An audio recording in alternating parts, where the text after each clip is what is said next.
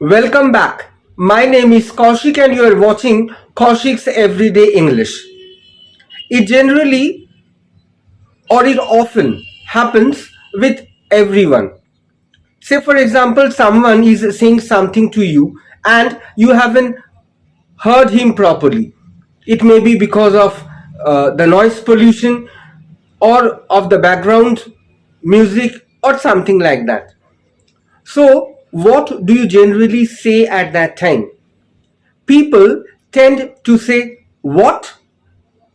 Yes, by saying what, you are actually asking the other person to repeat what he has just said. But this intonation what sounds a little bit rude. So, in this English speaking practice lesson, I'll tell you some expressions or some words which you can use politely when you try to ask a person to repeat what he has or she has said. So, what are we waiting for? Let's get started.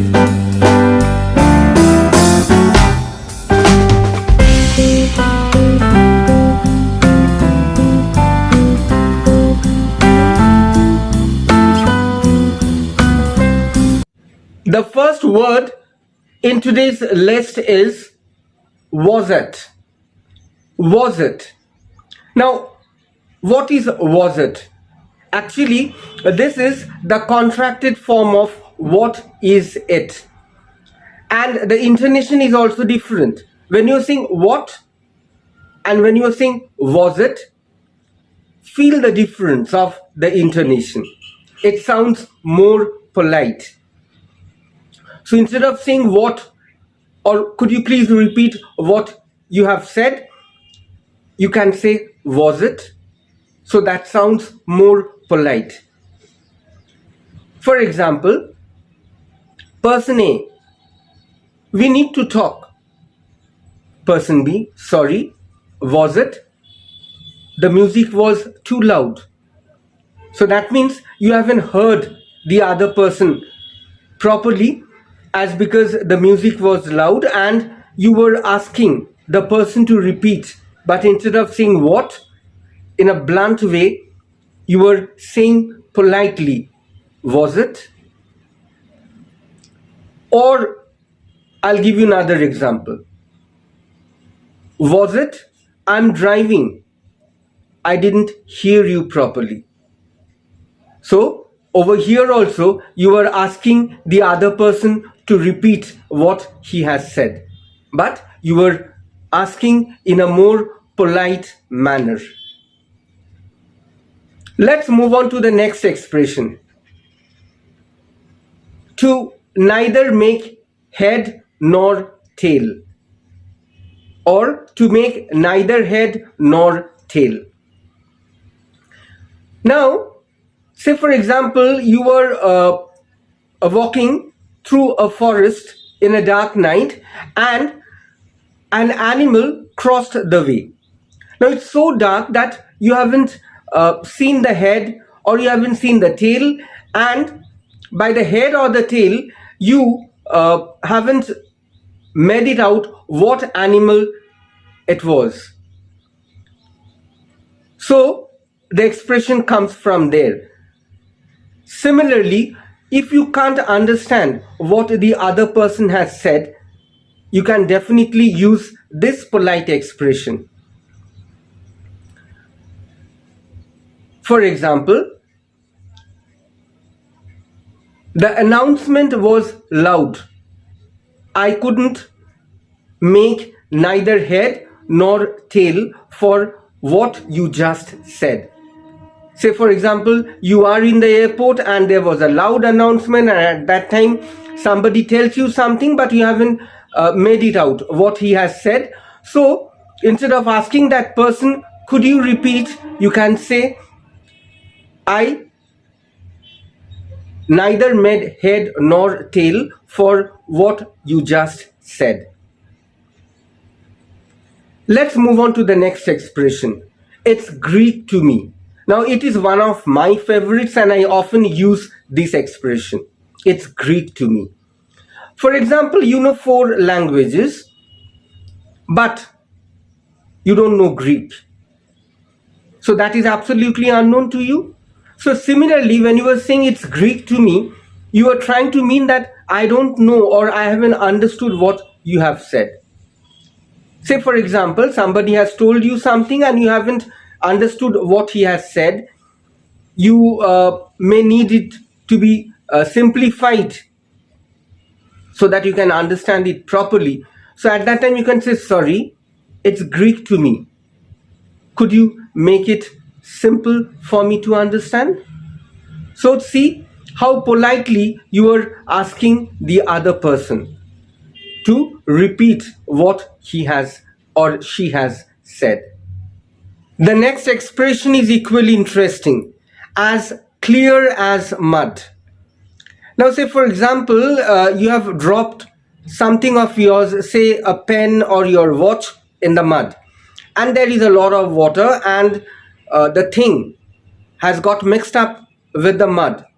So, would you be able to see that thing? No.